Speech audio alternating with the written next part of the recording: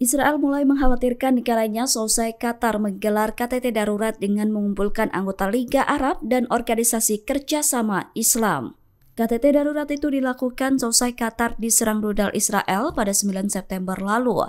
Terkait hal itu, Presiden Israel Isaac Herzog langsung mewanti-wanti agar langkah pemimpin Israel ke depannya harus memiliki perhitungan yang lebih matang.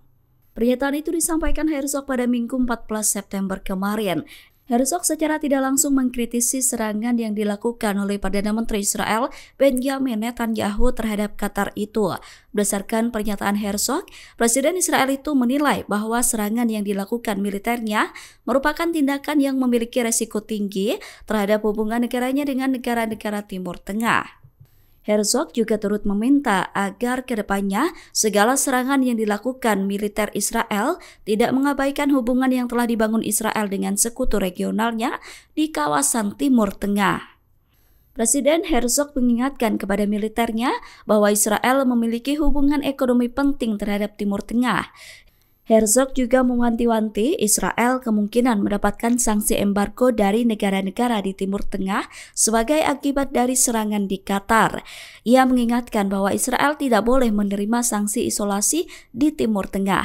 Oleh karena itu, Herzog meminta kepada pemerintah Israel untuk bertindak secara diplomatik dengan perencanaan matang dan tidak gegabah. Untuk pertama kalinya, militer Israel mengakui bahwa pihaknya mengalami krisis pasukan tempur.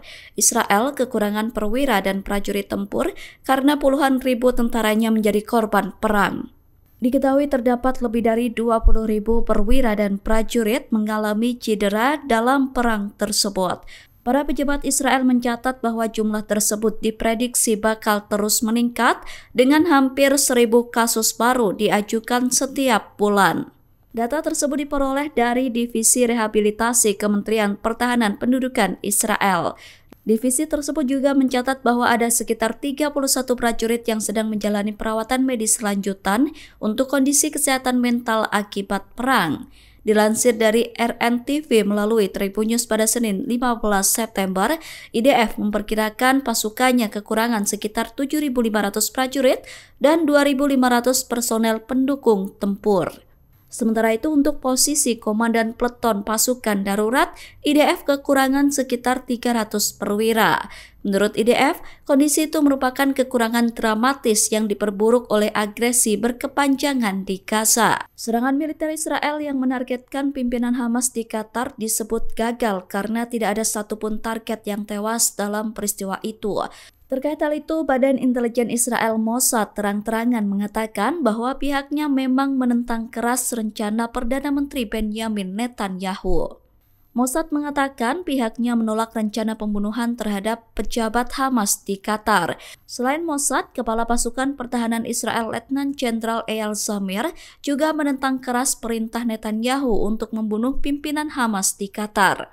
Kepala Mossad David Barnea mengatakan pihaknya menolak perintah Netanyahu karena tidak ingin hubungan baik Israel dengan Qatar rusak. Barnea mengatakan Qatar telah menjadi tuan rumah bagi Hamas dan Israel ketika menjadi mediator perundingan gencatan senjata.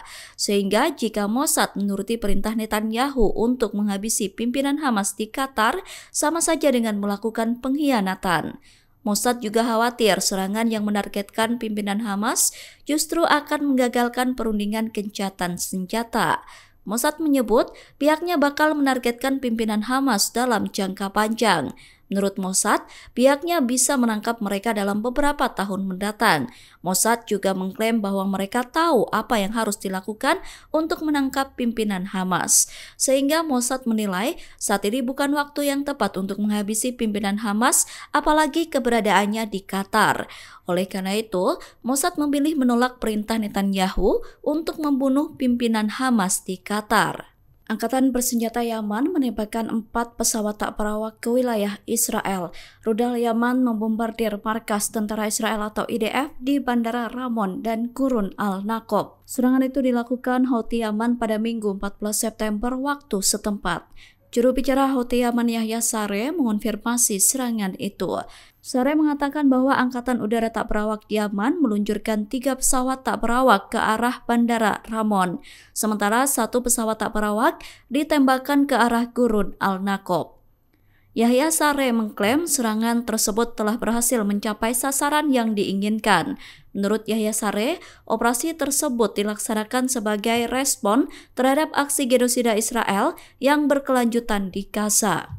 Aksi tersebut juga dilakukan sebagai bentuk solidaritas Yaman terhadap Palestina. Yahya Saree menegaskan kejahatan Israel terhadap Yaman tidak bisa mematahkan tekad dan keteguhan mereka.